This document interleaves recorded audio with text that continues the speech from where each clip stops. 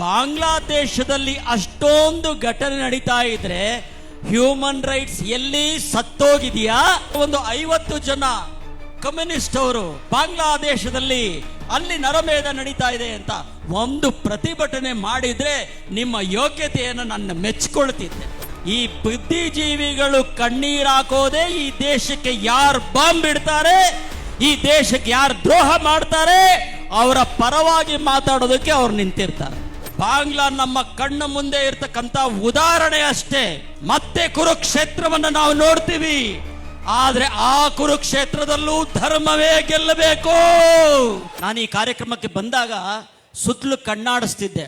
ಯಾಕೆ ಕಣ್ಣಾಡಿಸ್ತಿದ್ದೆ ಅಂದ್ರೆ ಎಲ್ಲಾದ್ರೂ ಹ್ಯೂಮನ್ ರೈಟ್ಸ್ ಕಮಿಷನ್ ಅವರು ಬಂದಿದ್ದಾರಾ ಅಂತ. ಯಾಕಂದ್ರೆ ಈ ದೇಶದಲ್ಲಿ ಏನಾದ್ರೂ ಒಂದು ಸಣ್ಣ ಘಟನೆ ನಡೆದ್ರೆ ಹ್ಯೂಮನ್ ರೈಟ್ಸ್ ಕಮಿಷನ್ ಬರುತ್ತೆ. ಆದ್ರೆ ಬಾಂಗ್ಲಾದೇಶದಲ್ಲಿ ಅಷ್ಟೊಂದು ಘಟನೆ ನಡೀತಾ ಇದ್ರೆ ಹ್ಯೂಮನ್ ರೈಟ್ಸ್ ಎಲ್ಲಿ ಸತ್ತೋಗಿದೆಯಾ? ಸತ್ತೋಗಿದೆ. ಪತ್ರಕರ್ತರನ್ನ ನಾನು ವಿನಂತಿ ಮಾಡ್ಕೊಳ್ತೀನಿ, ನೀವು ಪ್ರಶ್ನೆ ಮಾಡಿ ಹ್ಯೂಮನ್ ರೈಟ್ಸ್ ಕಮಿಷನ್ಗೆ. ತಾಕತ್ತಿದ್ರೆ ಒಂದು ಟೀಮ್ ಮಾಡಿಕೊಂಡು ಬಾಂಗ್ಲಾದೇಶಕ್ಕೆ ಹೋಗಿ. ಎರಡನೇ ವಿಷಯ, ಕಳೆದ 2 ತಿಂಗಳ ಹಿಂದೆ ಬೆಂಗಳೂರಿನಲ್ಲಿ ಒಂದು ದೊಡ್ಡ ಮೆರವಣಿಗೆ ನಡೆಯಿತು. ಇಸ್ರೇಲ್ ಯಾವುದೋ ದೇಶದಲ್ಲಿರ್ತಕ್ಕಂಥ ಇಸ್ರೇಲಿಗೆ ತೊಂದರೆ ಕೊಡ್ತಕ್ಕಂಥ, ಇಸ್ರೇಲಿಗೆ ಪ್ರಾಣ ಹಿಂಸೆ ಕೊಡ್ತಾ ಇರ್ತಕ್ಕಂಥ ಜನರನ್ನ ಹತ್ಯೆ ಮಾಡಿದಕ್ಕೆ ಬೆಂಗಳೂರಿನಲ್ಲಿ ಕಣ್ಣೀರು ಹಾಕೊಂಡು ಒಂದು ಮೆರವಣಿಗೆ ಮಾಡಿದ್ರು. ಇವತ್ತು ಈ ದೇಶದೇ ಜನ, ಈ ದೇಶದೇ ಒಂದು ಭಾಗ ಆಗಿದ್ದಂತ ಜನ ಬಾಂಗ್ಲಾದೇಶದ ಮೇಲೆ ನರಮೇಧ ನಡೀತಾ ಇದೆ, ಅಲ್ಲಿರ್ತಕ್ಕಂಥ ಹಿಂದೂಗಳ ಮೇಲೆ ಈ ಕಣ್ಣೀರು ಹಾಕಿದ್ರಲ್ಲ, ಈ ಜನ ನಾಪತ್ತೆ ಆಗ್ಬಿಟ್ಟಿದ್ದಾರೆ. ಇವರಿಗೆ ಬುದ್ಧಿಜೀವಿ ಅಂತ ಹೇಳ್ತಾರೆ, ಇವರು ಬುದ್ಧಿಜೀವಿಗಳು ಅಂತ ಹೇಳ್ಕೊಳ್ತಾರೆ. ಎಲ್ರಿ ಹೋಯ್ತು ಬುದ್ಧಿಜೀವಿಗಳು? ಎಲ್ಲಿದ್ದಾರೆ? ಯಾರಾದರೂ ದುರ್ಬೀನ್ ಹಾಕೊಂಡು ಹುಡುಕ್ರಿ, ಅಪ್ಪಿ ತಪ್ಪಿ ಇಲ್ಲೆಲ್ಲಾದ್ರೂ ಬಂದಿದಾರಾ ಅಂತ. ಬಂಧುಗಳೇ, ಈ ಬುದ್ಧಿಜೀವಿಗಳು ಕಣ್ಣೀರ್ ಹಾಕೋದೆ ಈ ದೇಶಕ್ಕೆ ಯಾರು ಬಾಂಬ್ ಇಡ್ತಾರೆ, ಈ ದೇಶಕ್ಕೆ ಯಾರು ದ್ರೋಹ ಮಾಡ್ತಾರೆ ಅವರ ಪರವಾಗಿ ಮಾತಾಡೋದಕ್ಕೆ ಅವ್ರು ನಿಂತಿರ್ತಾರೆ. ಇವರಿಗೆ ನಮ್ಮ ಸರ್ಕಾರ, ನಮ್ಮ ಅನೇಕ ವ್ಯಕ್ತಿಗಳು ಹೇಳೋದು ಬುದ್ಧಿಜೀವಿಗಳು. ಬುದ್ಧಿ ಏನು ಅಂತ ನೀವು ತಿಳ್ಕೊಳ್ಳಿ. ಮೂರನೇ ಸಂಗತಿ, ತುಂಬ ದುಃಖ ಆಗತ್ತೆ ನನಗೆ. ಈ ನೆಲದ ಭಾಷೆ ಕನ್ನಡ, ಕನ್ನಡದ ಹೋರಾಟಕ್ಕೆ ಅನೇಕ ಸಂಘಟನೆಗಳಿದೆ. ಆ ಸಂಘಟನೆಗಳಲ್ಲಿ ನಾವೊಂದು ವಿನಂತಿ ಮಾಡಿಕೊಳ್ತೀನಿ. ಬಾಂಗ್ಲಾದೇಶದಲ್ಲಿ ಹಿಂದೂಗಳ ನರಮೇಧ ನಡೀತಾ ಇದೆ. ನಾಳೆ ನಮ್ಮ ದೇಶದಲ್ಲೂ ನಡೆಯುವಂಥ ಸನ್ನಿವೇಶ ಬಂದರೆ ಭಾಷೆ ಹೆಸರಿನಲ್ಲಿ ಜನರನ್ನ ತುಂಡು ಮಾಡಬೇಡಿ. ಕನ್ನಡ ಭಾಷೆ ಎಲ್ಲ ಭಾಷಿಕರನ್ನ ಪೋಷಿಸ್ತಕ್ಕಂಥ ಒಂದು ಪ್ರಥಮ ಭಾಷೆಯಾಗಿ, ಆ ಕನ್ನಡದ ಪೋಷಕರಾಗಿ ನಾವೆಲ್ಲರೂ ಕೆಲಸ ಮಾಡಬೇಕು ಅಂತ ಎಲ್ಲ ಕನ್ನಡ ಸಂಘಟನೆಗಳನ್ನು ನಾನು ವಿನಂತಿ ಮಾಡಿಕೊಳ್ತೇನೆ. ಮೂರನೆಯದಾಗಿ, ನಕ್ಸಲ್ ಅರ್ಬನ್ ನಕ್ಸಲ್ ಅಂತ ಹೇಳಿಕೊಂಡು ಕೆಲವು ತಿರುಗುತ್ತಾರೆ. ಅವರಿಗೆ ಯಾವುದೇ ಧರ್ಮ ಇಲ್ಲ, ಆದರೆ ಮಾನವೀಯತೆ ಬೇಕಲ್ರಿ.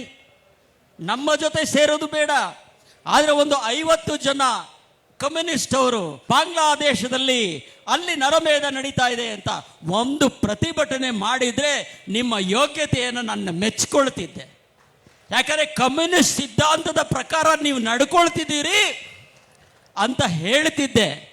ಕಮ್ಯುನಿಸ್ಟ್ಗೂ ದ್ರೋಹ, ದೇಶಕ್ಕೂ ದ್ರೋಹ, ಧರ್ಮಕ್ಕೂ ದ್ರೋಹ, ಜನರಿಗೂ ದ್ರೋಹ ಮಾಡ್ತಕ್ಕಂಥ ನೀವು ಯಾರ ಹಂಗಿನಲ್ಲಿ ಕೆಲಸ ಮಾಡ್ತಿದ್ದೀರಿ ಅನ್ನೋದೊಂದು ಪ್ರಶ್ನೆ ಹಾಕೊಳ್ಳಬೇಕು.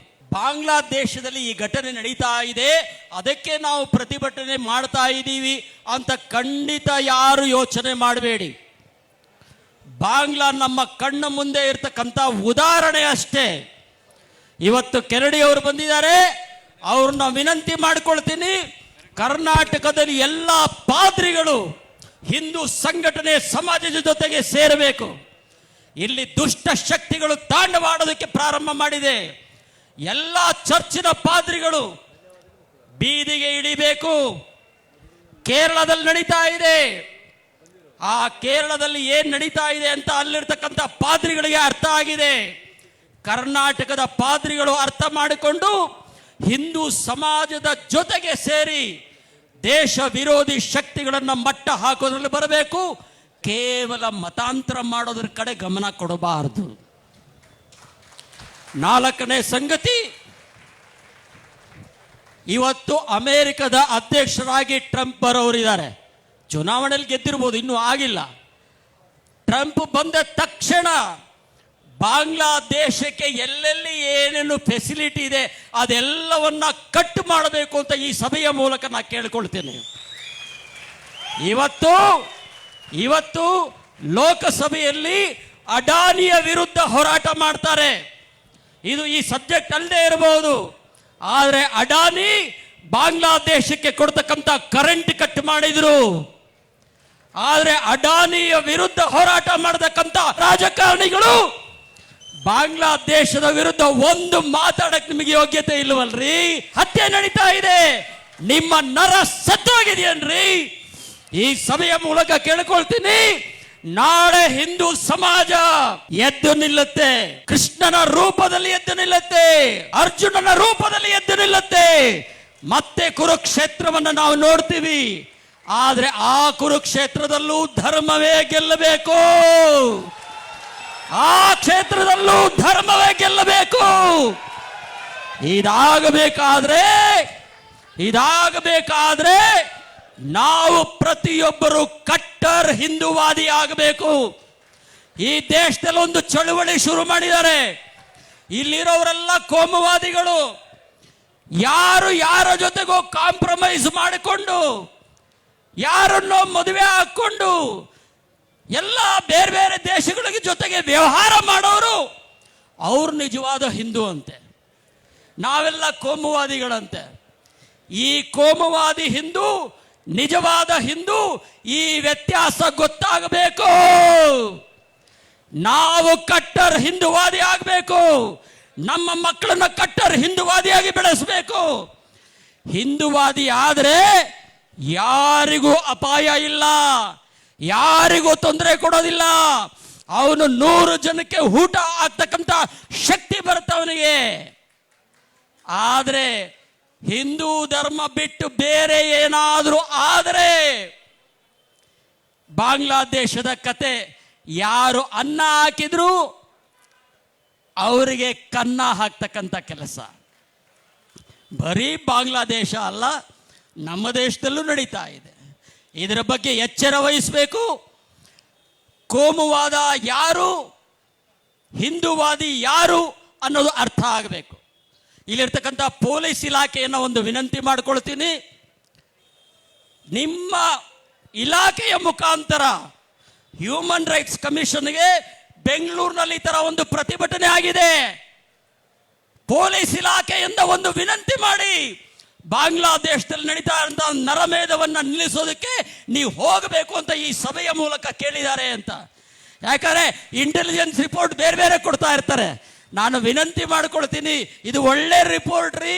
ನೀವು ಯಾವ ಧರ್ಮಕ್ಕೆ ಹುಟ್ಟಿದಿರಿ, ಯಾವ ದೇಶಕ್ಕೆ ಹುಟ್ಟಿದಿರಿ, ಆ ಧರ್ಮಕ್ಕೆ ತೊಂದರೆ ಆಗ್ತಾ ಇದೆ ಬಾಂಗ್ಲಾದೇಶದಲ್ಲಿ. ನಿಮ್ಮ ಕಾಕಿ ಡ್ರೆಸ್ ಸ್ವಲ್ಪ ಹೊತ್ತು ಮರ್ತು ಬಿಡಿ. ನಿಮ್ಮ ತಾಯಿ ಹುಟ್ಟಿಸಿರೋದ್ರಿಂದ ಆ ತಾಯಿಯ ಧರ್ಮವನ್ನು ಉಳಿಸೋದಕ್ಕೆ ಹ್ಯೂಮನ್ ರೈಟ್ಸ್ಗೆ ಒಂದು ಕರೆಯನ್ನ ಕೊಡಿ ಅಂತ ವಿನಂತಿ ಮಾಡಿಕೊಳ್ತಾ, ಬಂಧುಗಳೇ, ನನಗೆ ಹೆಮ್ಮೆ ಅನಿಸುತ್ತೆ. ಬಾಂಗ್ಲಾದೇಶದಲ್ಲಿ ಅಲ್ಪಸಂಖ್ಯಾತರು ಹಿಂದೂಗಳು, ಆದರೆ ಒಗ್ಗಟ್ಟಿನಿಂದ ಹೋರಾಟ ಮಾಡ್ತಿದ್ದಾರೆ. ಏಟುಗಳನ್ನು ತಿಂತಾ ಇದ್ದಾರೆ, ವಧೆಗಳನ್ನು ತಿಂತಾ ಇದ್ದಾರೆ, ಹಿಂಸೆಗಳನ್ನು ಅನುಭವಿಸ್ತಾ ಇದ್ದಾರೆ, ಆದರೆ ಒಟ್ಟಿಗೆ ಇದ್ದಾರೆ. ಆ ಒಗ್ಗಟ್ಟಿಗೆ ನಮ್ಮೆಲ್ಲರ ಬೆಂಬಲ ಮತ್ತು ಶಕ್ತಿ ತುಂಬಬೇಕಾಗಿದೆ. ಅದಕ್ಕೆ ಎರಡೂ ಕೈಗಳನ್ನು ಎತ್ತಿ ನಾನು ಕೆಲವು ಘೋಷಣೆಗಳನ್ನು ಹೇಳ್ಕೊಡ್ತೀನಿ. ಘೋಷಣೆ ಮಾಡಬೇಕು ಅಂತ ವಿನಂತಿ ಮಾಡಿಕೊಳ್ತೀನಿ.